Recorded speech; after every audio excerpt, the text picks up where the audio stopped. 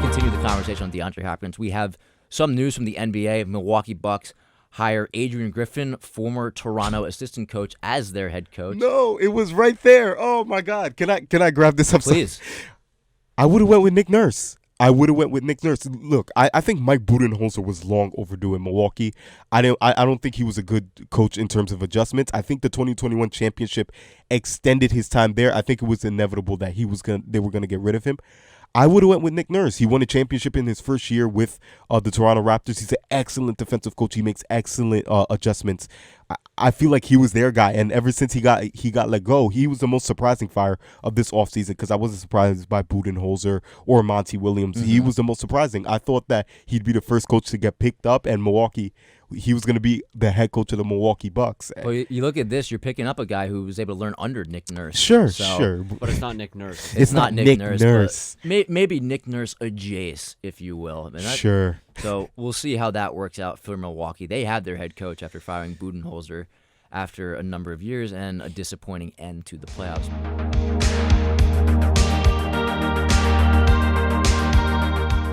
Already some offseason news, right?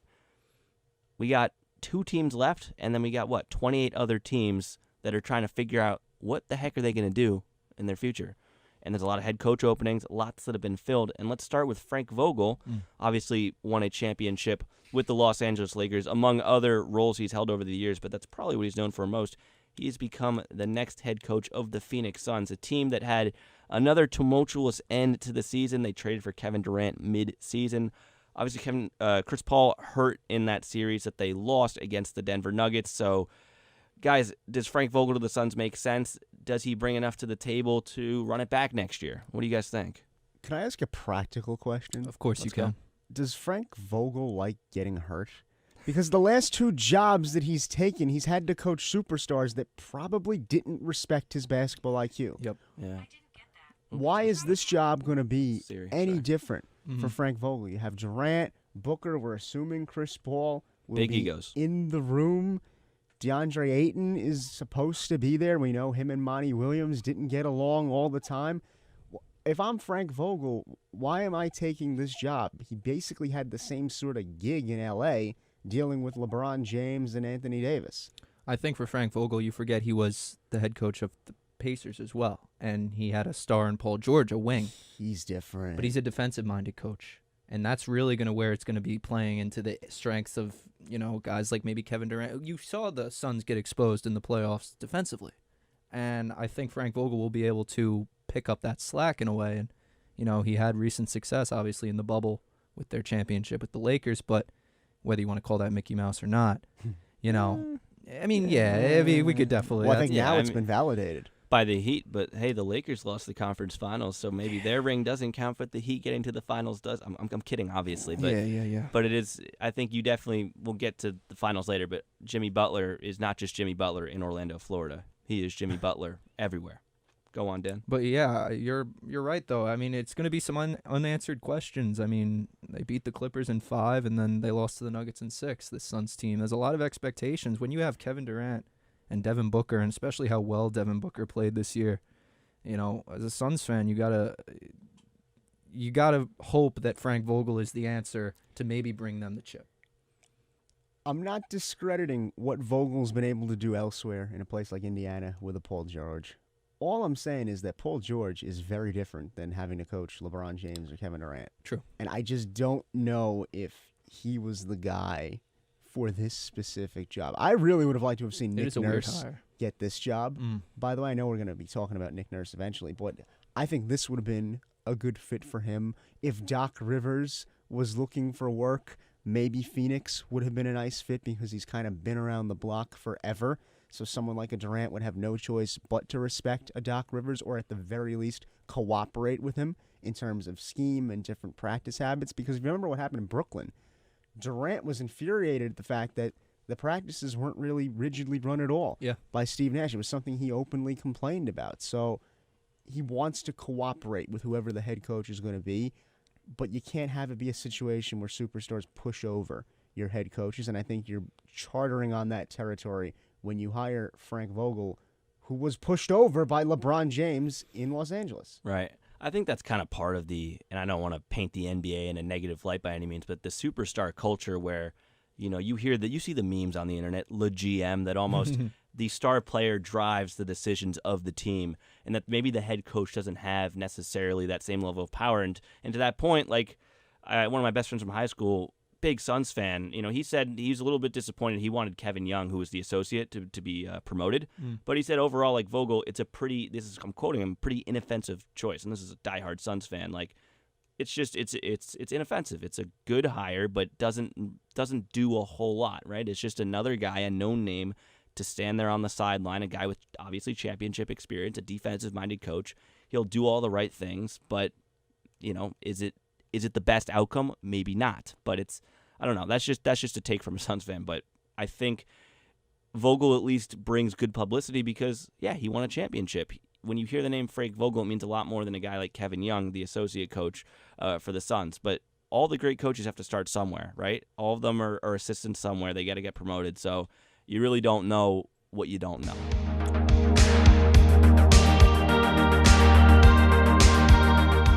PGA and Live Golf are merging. There's so many ramifications to that. And there's so many different factors. If you just think about the language that the PGA Tour was using and how they were talking about golfers that decided to go play for Live and now to come back and merge with them is something that's it's gotten people talking about a lot of different things, Chaz. Starting with the ramifications for the sport of golf. At the center of this merger is a pretty big controversy. PGA Tour Commissioner Jay Monahan, back in late 2020, what you were talking about, made some off-color comments when trying to disparage not only the golfers that left, but the tour that they left his for. He took a moral stand and a moral high ground because he believed in the sanctity of his sport over payment, because Live Golf, there's more of a entertainment aspect, less of a it's more about big names and players.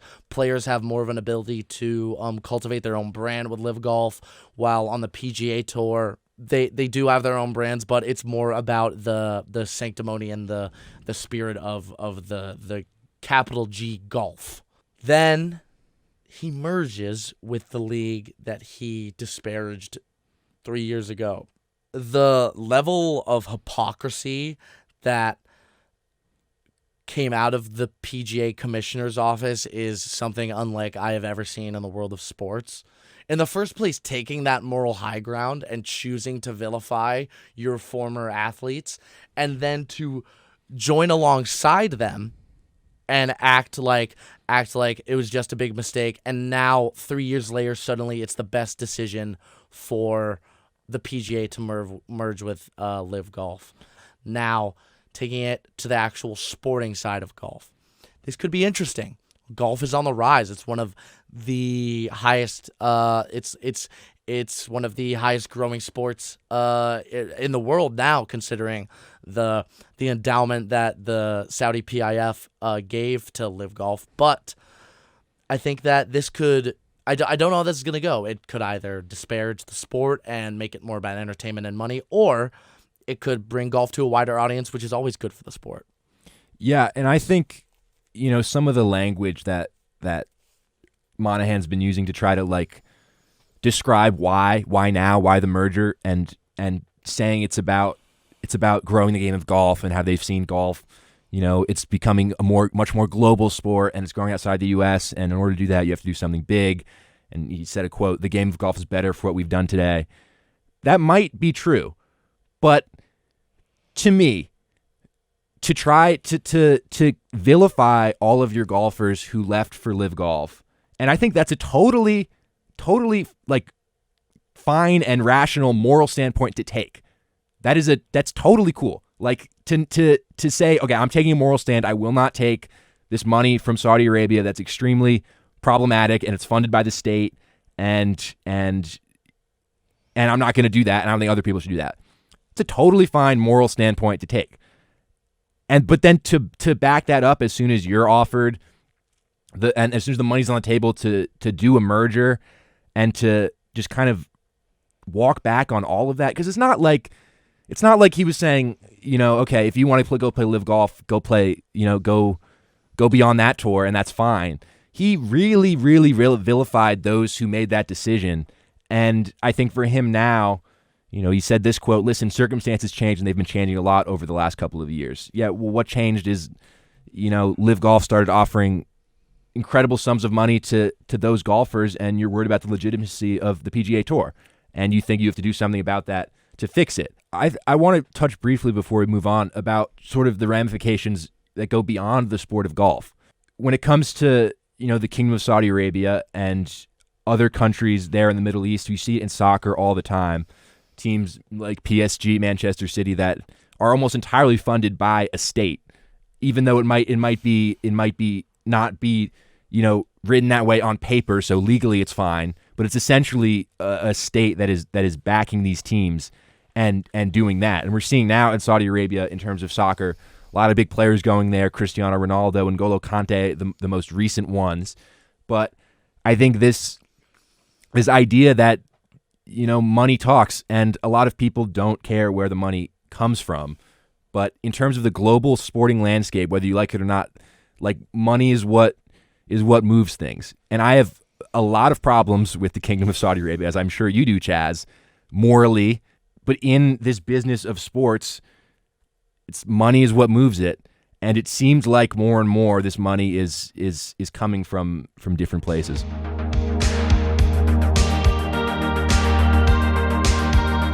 James Burley calling in, and I know he definitely wants to give his 2 cents. Greg Berhalter set to return as manager to the U.S. men's national team. What do you think about this? What are your thoughts?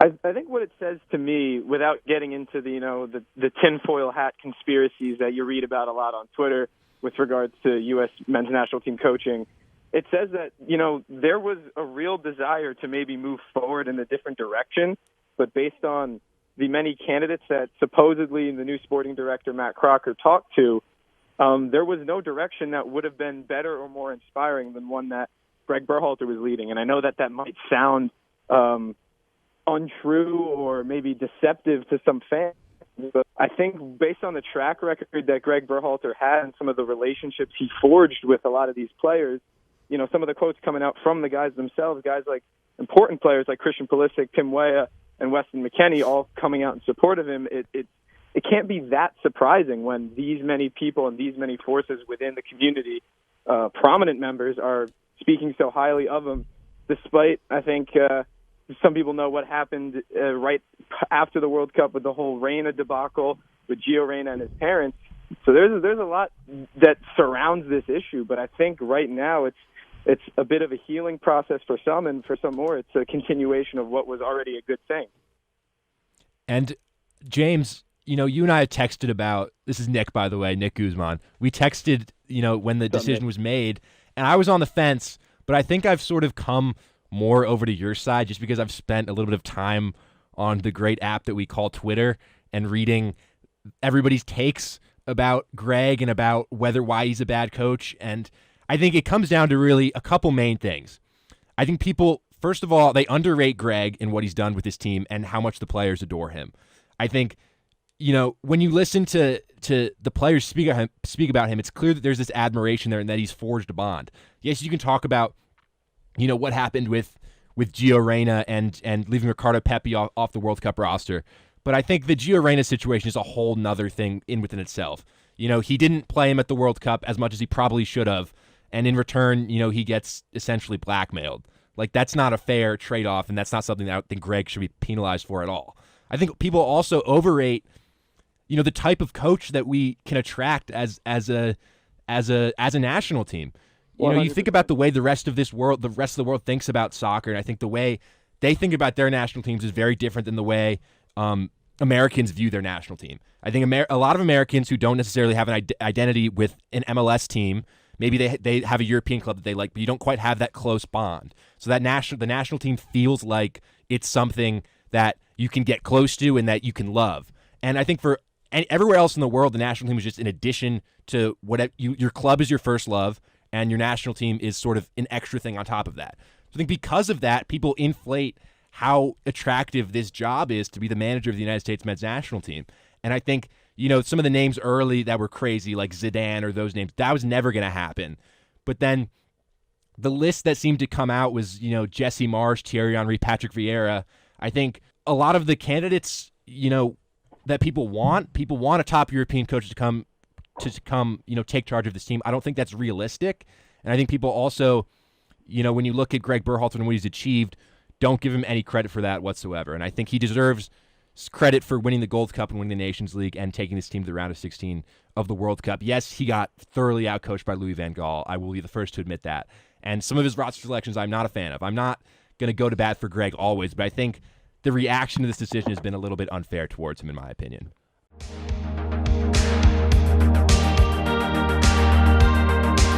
I've also been on the Wembanyama fence. A lot of people are either praising or saying like auto bust, like too small, comparisons to Chet, comparisons to early Kristaps, in the fact that he has to build up some muscle, build up some confidence. Also, it's straight up a different game. I mean, playing for Metropolitans 92 over in France, we've talked a lot about the differences between overseas ball and here.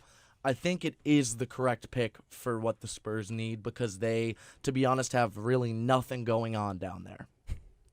At their best, like trading away DeJounte Murray, still got Keldon Johnson down there, and Jeremy Sochan. But other than that, Pop hasn't had any pieces to play with. And I think that having a guy like Wemby, to maximize Popovich's ability to make not something out of nothing, but find strengths where no one else can see them and hide weaknesses that seemed obvious. And I think Popovich is one of one in that aspect. So that's why I think it's a good pick. I am on the fence on Wemby's durability, but we'll have to see. He's playing in Summer League. We'll see how it goes from there. But I think it's a good pick. But again, I'm not greatest of all time camp as some people are. James, I look at the height at 7'4", and I look at the athleticism, and I have no doubt that this was the pick that you had to make, to Chaz's point, because you have nothing going on down there. You need something to spice things up. But I wonder, A, where do you put him in terms of a lineup, construction-wise? B, can he shoot that well to where it's going to make a big difference on the NBA level? And this feels like just another example of a guy that needs to have a meal. Quite frankly, he is really thin. Him and Chet Holmgren and Durant must be on the same meal plan. They're all really thin. Same profile. I don't know how that's going to work for him. Well, I'll speak to Chaz's point real quick. This is a pick that had the Spurs DNA all over it. This is a Greg Popovich pick. Going international again, that's the Spurs' forte, and there's development there. It's about putting your trust in a guy that it's going to be in there for the long run. And Victor Wembanyama had the most hype I can remember in a long time of an overseas first overall pick. And I think it was the physicality makes me want to think that he would fill the need of a big man down low, but he's not going to play that role. The shooting, though, we talked about this off air. We don't know what he's got. The shooting, the comparisons between the game Euro versus here, can he shoot the ball like the same way? I don't know if that's going to be his game. We'll see. He's got the mid-range down, but I don't know what his role is going to be exactly. I imagine he'll be further away from underneath the basket to start, at least. I think if you're Popovich, if you're the Spurs organization, I think you burn the playbook. I think you have to play around. I mean, they have. It's very difficult to quantify the impact that a player like Wembanyama has before we see him on court, because we don't know what he's going to do against an NBA-type defense and how he's going to play in an NBA offense, which is why I think even though he's a rookie and hasn't touched 94 feet of NBA hardwood, you still, I think you have to build your offense around him.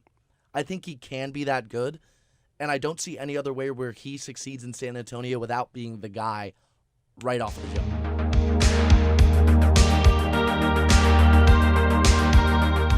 We're obviously talking about Domingo Germán's perfect game. 24th perfect game in MLB history. Did it against the Oakland A's. 27 up, 27 down. First perfect game since Felix Hernandez in 2012. So it's obviously no secret how rare a perfect game is. First thing I want to ask you guys is kind of where were you throughout the night, and then how did you end up watching this unfold? Oh, yeah. Well, let's keep it straight. I was asleep. Straight up. Did I was did you asleep. miss it? Missed the whole thing. Oh, no, man. not the whole thing. I saw the first 4 innings. Tuesday was just so frustrating, and I had to get up really early on Thursday. So I watched the first 4 innings. Stanton hit that home run. Domingo looked good. So I said to myself, I was like, all right, Stanton just hit a home run. They have a lead. And if Domingo can give us, 2 more solid innings, we'll be all right. And I wake up to like 93 text messages and a bunch of notifications. And it's just like Domingo Germán throws a perfect game. And I was like, wow, I slept through that one. But that's how perfect games are. If I didn't sleep through that one, wouldn't have happened because the stars got to be aligned. I had to go to bed. So wherever you guys were at, it had to happen. Otherwise, it wouldn't have. Evan, don't tell me you were asleep too. Were you watching it? Exact opposite for me. There I was we go. awake, wasn't going to watch the Yankees-A's game with Domingo Germán pitching. Wasn't set on watching that, and then got the text in the 4th inning to turn on the game. So I was up with my dad. We turned on the game, and glad I did, definitely. Yeah, so I was kind of watching the game as I usually do. It started at 9:30 against the Yankees and the A's, so you kind of have it on in the background mostly, but with this one, I saw Domingo was pitching well into about the 4th and the 5th innings. I was like, okay, this is good. And the offense was firing on all cylinders. You mentioned the Stanton home run, and then they had that big inning. So it was looking good. And then I kept seeing after the 6th inning that it was still a no-hitter. I kept seeing the 0 in the hit column for the A's, and I was like, ooh, that's kind of interesting.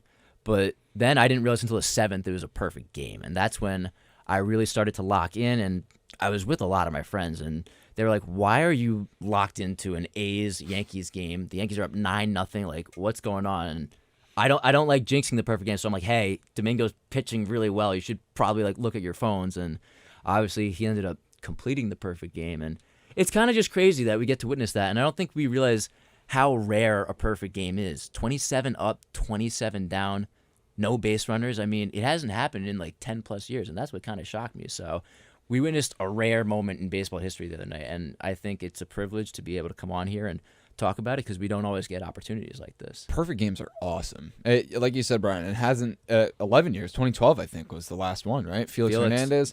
And in that year, there were 3. That was unbelievable. I think it was Matt Cain, Philip Humber.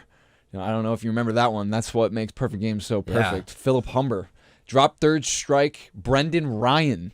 I know that name, man. yeah. Brendan Ryan struck out and argued the drop third strike, and A.J. Pierzynski threw it to first. If Brendan Ryan doesn't argue, it's probably a no-hitter.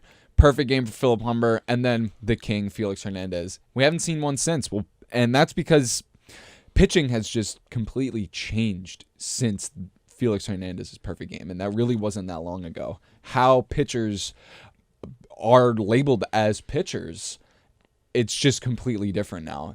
So this, honestly, it's been so long. I think the next one may be even in an even longer span of time, just because from what I was saying, pitchers just aren't what they used to be. Guys don't go 9 innings like that ever.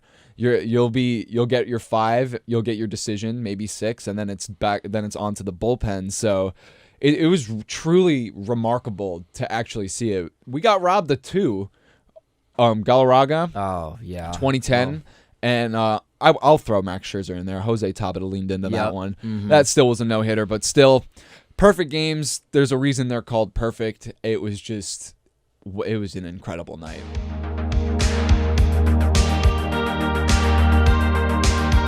Let's talk some snubs from the American League. Obviously, unbiased opinions coming out right now, but how are you not going to have Verdugo in the All-Star game, or at least Yoshida at DH? Come on. So, I mean, first of all, I'll speak more to Verdugo because I think Verdugo is Yoshida's hitting like 307, so yes, you can absolutely make the argument for him. But for Verdugo specifically, he went into this year having taken he took flack from Cora last year about how he played. He knew that this year was a statement year. And now he's I believe he's 5th in the American League, and I believe it's RBIs, but he's on leaderboards in multiple batting statistics, ranks 3rd among all American League outfielders in defensive runs saved. So you got offensive and defensively. I'm not as upset about him being snubbed specifically as I am about some of the stat comparisons that we see, where there are guys who, yes, they are more household names. Yes, if you ask the average baseball fan, hey, would you rather have Alex Verdugo getting a big at-bat with the game on the line, or would you rather have Julio Rodriguez? The average baseball fan might say, oh, well, Julio Rodriguez, I mean, that kid's a stud. You kind of see where I'm going with this. You know who they wouldn't say, I think? They wouldn't say? Whit Merrifield. What is he doing here? who invited Whit Merrifield? Like, the Blue Jays are not that good. Like, why do they need him and Vlad Jr. and That was great. Like, dude, Vlad is so overrated. The guy had one good year, and everyone's like, all right. I don't know if Vlad's overrated. I just know he's not having. Vlad is a clutch. No, hold on. I think he's not that having as good. He's having a good season, not as good of a season compared to his standards. I think his one good season a couple years back is still getting him momentum in the eyes of MLB fans. For sure. Dog, in the early NBA All-Star voting, Derrick Rose was in like the top 10. Man's had like 2 minutes a game for the Knicks and was in the top 10. Yes, there are some ways in which players coast off of their overall fan popularity and the way they resonate. But there's decisions that are made beyond the fans. Yes, we are the first level of screening. But there's also different nominations that go on with players, owners, executives, all sorts of people, and it usually the bigger market teams are more, able to get the representation than those who are not. You want to talk about more All-Star snubs? Let's talk about San Francisco. J.D. Davis, arguably one of the best third basemen in the National League. Nothing. He's got identical WAR to Nolan Arenado, who's voted a starter, by the way. He's got both a higher batting average and a higher OPS than Austin Riley, who, by the way, is a reserve player. But they're both stars on teams that the MLB actually cares about. They actually talks about. I mean, the San Francisco Giants are actually having themselves a decent year, other than dropping a series to the Mets. Hate to rag on your boys, but that's pretty bad that they dropped a series to the Mets. But the Mets are so back, though. By the way, they're back. They're back. Anyway, besides the point, meh. I just laid out to you multiple offensive statistics where J.D. Davis is objectively better than Nolan Arenado. Well, that's just the WAR, but then higher batting average and OPS than Austin Riley, who's a reserve player. And I think if we're going to stay in the National League, I'm going to pivot to my board, Francisco Lindor, because he does not just deserve to be on the team. I think he should start. He's best defensive shortstop in the National League. Yes, and easily. He's got the highest OPS among shortstops in the National League. I think I get that the Braves are really cool and fun, and so Arcia should be in there. And it's like a Braves thing. I get it. Braves are cool, but I think Francisco Lindor has proven this season, maybe not all season, but the last couple of weeks, that he is an all-star level shortstop.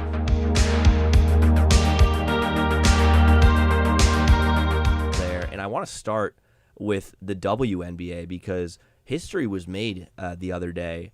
Sabrina Ionescu of the New York Liberty participated in the three-point shootout for the WNBA. I believe it was their All-Star weekend. And she only missed 2 shots. I believe, Matt, correct me if I'm wrong, 37 points? I believe so, yeah. 37 points in the three-point shootout. And it's essentially, aside from, I believe they get 10 more seconds, but it's the same as the NBA, right? It's the same amount of shots. It's everything like that. And no NBA player has touched 37. So that's a remarkable feat by Sabrina. What are you guys' thoughts? Yeah, I thought it was crazy to watch. I was watching it again this morning after watching it earlier, and it was just so crazy to watch. She barely touched the rim on so many shots. I was like, yeah, smooth. Her jumper is so nice. It's so quick. It was just effortless for her. And it was like, I don't know how somebody can shoot that well. You see Steph Curry in the NBA, and then you see that, and you're like, this is next level. I was so impressed. Yeah, I think this far surpasses what we've seen in the NBA contests. Steph Curry got the 31, Tyrese Halliburton got the 31, and Allie Quigley in the WNBA got the 30, but 37, it's like that leaves you speechless in terms of watching that kind of performance. So I think, just congratulations to her. I mean, that's just superb type of. I mean, you really don't see that. You never see that. That's like a extremely rare type of performance in terms of 3-point shooting. I haven't seen anything like it. No. So not even in an empty gym. Yeah. Right. Yeah. I mean, it's. I was watching the highlights back. Well, I couldn't believe it. So I didn't have the privilege of watching this moment live. But people were texting me, and I was seeing it on Twitter and social media, and they're like, "Did you see 37 points?" I was like, "What?" I didn't even know I didn't know this was going on. And then you watch the video, like she only misses 2 shots, but it's what Matt Benson was just saying, the smoothness of the jumper and how quickly the release was going off. I mean, she had time to spare. She took her time on the last rack, but by the time she got to the last rack and she saw she had 15 seconds left, hitting all those shots, just very, very impressive. And I think a great role model to the young women out there that are looking to play basketball, going into that profession. I think that it's always good to have somebody to look up to in that regard. Oh, 100%. And just looking at her stats right now, like 16.5 points a game, 5.8 rebounds, 5 assists, a steal a game. Deal. Like, she's legit, and she was so much fun to watch in college, and just seeing her being able to do it now in the WNBA is just really great. And just being able to have, like, we were talking about this with soccer earlier, being able to have like young role models like that to eventually look up to and like just help grow the sport in general, because obviously like the WNBA has a great product and it needs to get out there and shown to people. That's exactly right. And I think I can say without a shadow of a doubt that somebody out there now wants to play basketball. A young girl somewhere saw that and said, I want to do basketball because of that. And I think there were a lot of them. And I think that's so important. And I think the future is bright. Like we mentioned for U.S. soccer, the future is bright. And I think for women's basketball, I mean, talk about the publicity that the what do you call it? I guess just Women's March Madness, right? Not the WNCAA. But with Caitlin Clark and the LSU, what was her name? The girl on the LSU. I don't remember. I'm blanking on it. Yeah. Well, they had a great back and forth in the final, and it was the most watched. I think it was it was Angel Reese. I just shout out to Julia Moss, our producer behind the glass. Their back and forth, it became one of the biggest sports stories of the year, and everybody was watching and tuning in. And I think it's so great because like you said, Matt, it's a great product. You just see more eyes on it. So super happy for that, and I think the women's game's going in a great direction.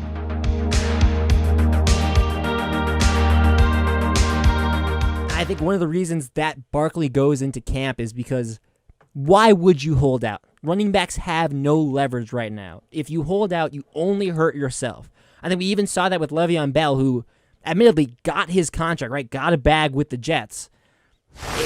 He lost a year, and he was never the same. He was never that same prime running back that, especially running backs, football players in general, to lose a year in your prime, it's not something that you want to advise with how short football careers can be, especially from the running back position where it feels like it's a 5 to 6 year window where you're really good. If you lose a year in your prime, you just can't do it. But who's going to pay? No one else is going to pay Christian McCaffrey money anymore, right? No one's going to give $16 million to a running back. The Panthers, who gave McCaffrey that contract, didn't want to deal with it anymore. That's why they traded him to the 49ers, and the 49ers were able to take that money on because they had Jimmy Garoppolo at quarterback. They didn't have to pay a guy $40 million. I don't know how this running back market goes back to a place where you're seeing guys get the contracts that even Barkley's looking for. Barkley's not asking for 16. I think he's looking for something between, 13, 14, maybe 12? Like I can make the case that Barkley, as good of a running back as he is, probably deserves that money, but not in this market. And it's a great point that Don LaGreca has brought up that the Giants, it's not just making this decision in a vacuum that, yes, Saquon, you've been very good for us, we'll give you the money, because I think they have the cap space to do it. It's you then set the running back market, right? That's what we see when Mahomes gets a huge contract. That sets the QB market, and everything works off of that. It'd be the same thing if Barkley gets a 2-year, $14 million contract. That resets the running back market and opens up the lanes for running backs to get more money, and that's just not the way the league is trending. The sport of American football is one based on degrading athletes. It is one of the most physically grueling sports in the world, period. And the running back is one of the most physically degrading positions in that sport. It's hard for franchises to pay guys that are so not. I don't even want to say injury prone because it's the nature of the beast. And but that's why it sucks from the running back perspective because, I feel like they should get money because they put their body through hell probably more than any other player out there in the field except for, I guess, maybe O-linemen. I don't know. Running backs are just running into the gut of the defensive interior over and over and over again. And it's like it sucks that they're one of the lowest paid positions on the field. I know, but from a business perspective, sports is a business. I don't wow. Crazy cool take from Chaz. The business side of sports sucks for the players, especially the ones that put their bodies out on the line. And the skill ceiling for obviously the greatest running backs are better than the middle of the pack by, but the skill fall off, I would say the skill drop is probably the shallowest of any position because there's obviously nuance. To explain it to someone, if you explain to someone that's never heard of football before, you pick up the ball and you run down the field. All I'm saying is I watched Mike Glennon and Jake Fromm try to play quarterback one season, and that's why Daniel Jones gets paid $40 million. Exactly. So the way that you're looking at it from the franchises, because a lot of people are saying it's the analytics that are causing teams.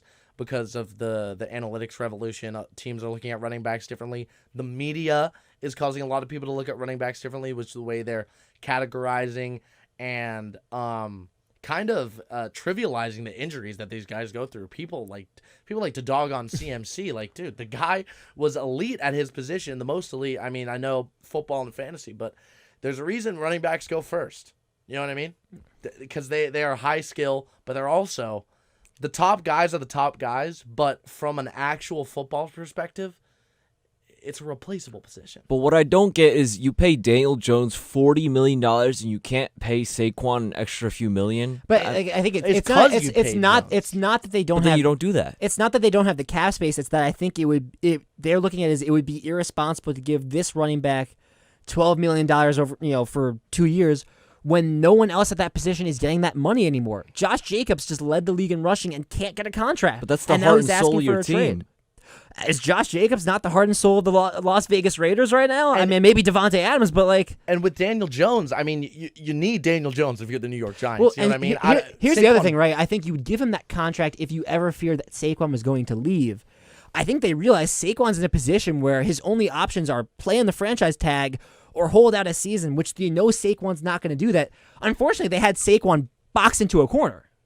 And it sucks because we love Saquon, but I think from a management standpoint, as you're saying, that it's probably the right move. And it hurts because Saquon Barkley is one of our favorite players. It's an NFL move. It's not even like it's why I couldn't be an NFL GM because I just say give Saquon whatever he wants. I love the guy. Exactly. It's not even like I'm trying to be like a lunch pail guy, I understand it. I try to take the emotion out of sports. It's just how the league works and how the league has to work for functioning contracts to not go all over the place because of the salary cap.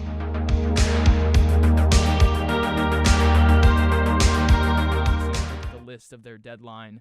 David Robertson on the move, Mark Cannon on the move, Tommy Pham on the move, Eduardo Escobar on the move, Dominic Leone on the move. Obviously, you got the two big ones that kind of closed it out with Max Scherzer and Justin Verlander going on the move. So I guess, guys, my biggest question to you is what do you think was the biggest move that the Mets made, whether it be for a bad reason they should have held on to a guy or a good reason they got the most capital they can get and it was the right time to move? What do you guys think?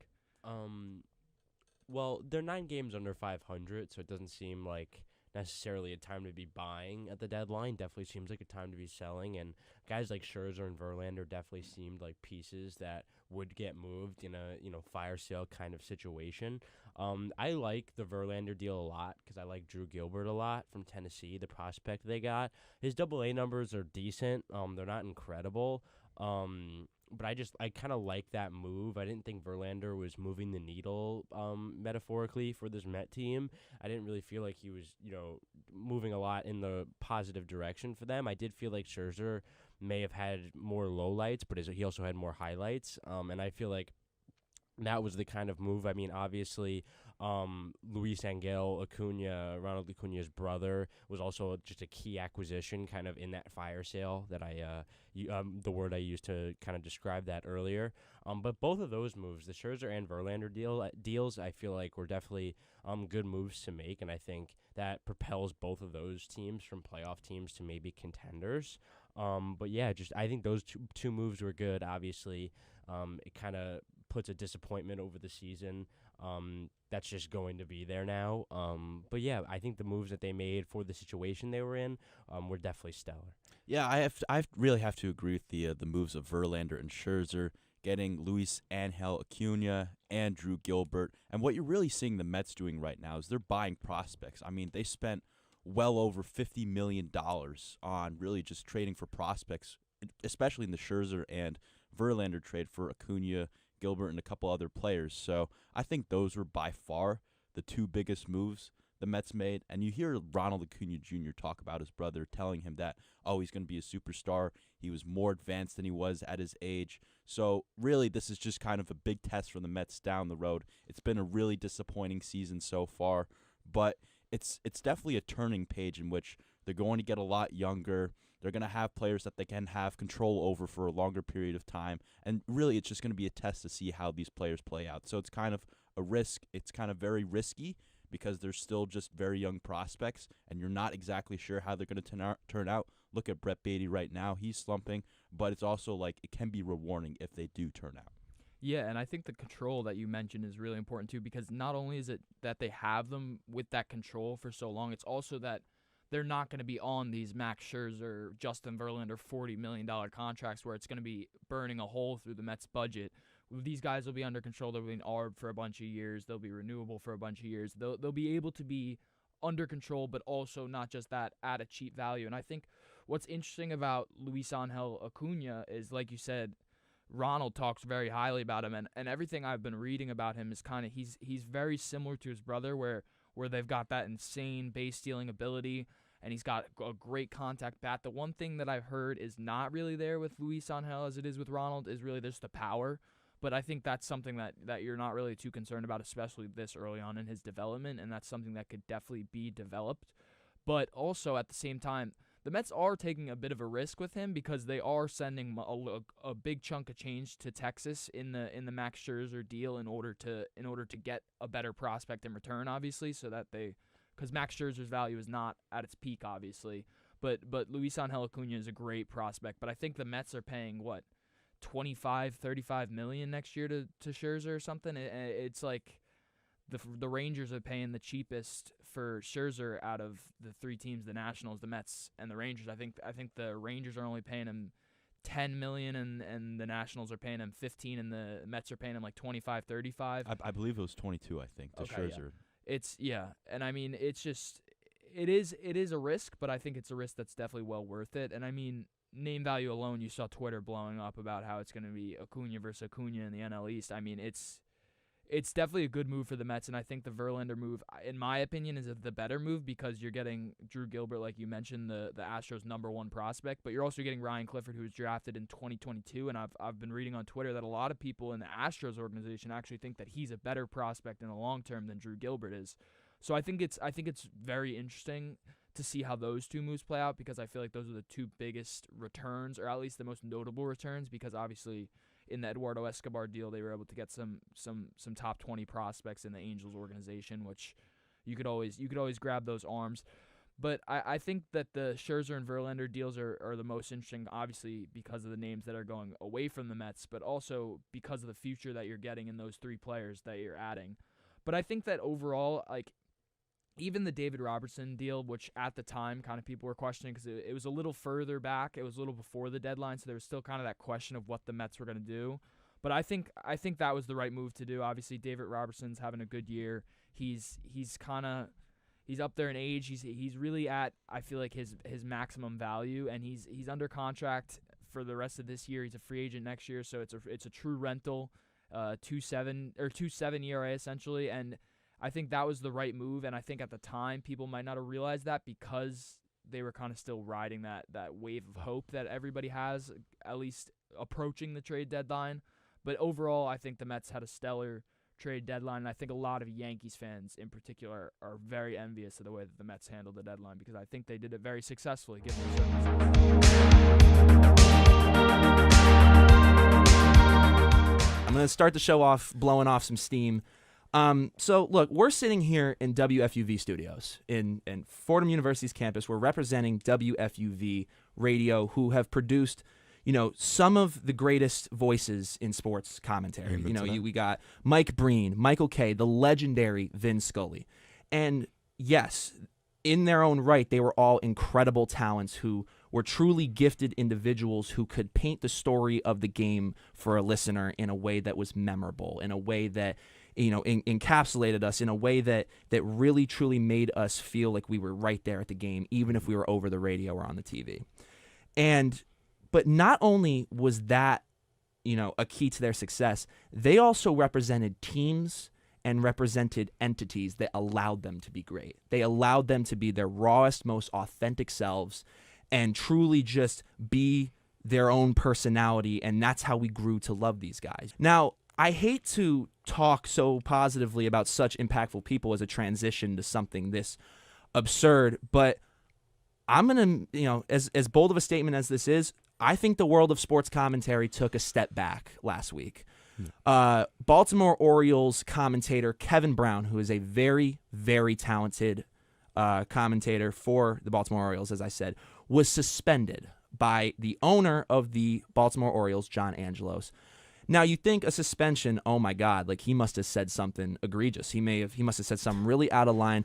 You want to hear what the horrible, heartbreaking thing that he said was?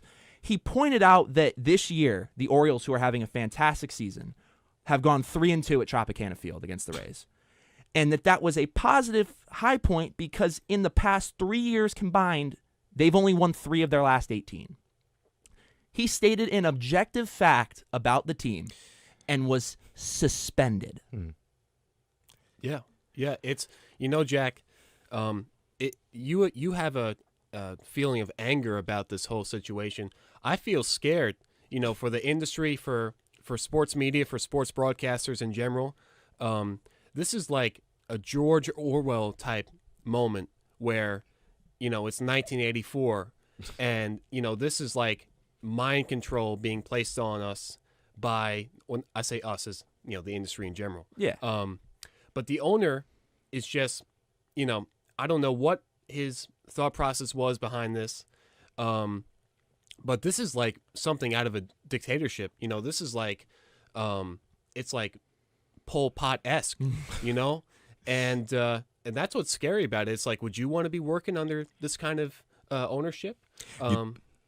Yeah, I'm looking at this article from CBS, and it says Orioles announcer Kevin Brown defends wonderful relationship with team after reported benching. Even in this situation, he remains graceful. It's like professional suicide. There's a statement that we make in this business. The fish rots from the head down, and that's usually a term I associate with like Jim Dolan and the Knicks. You say the first thing he doesn't like, and you're gone.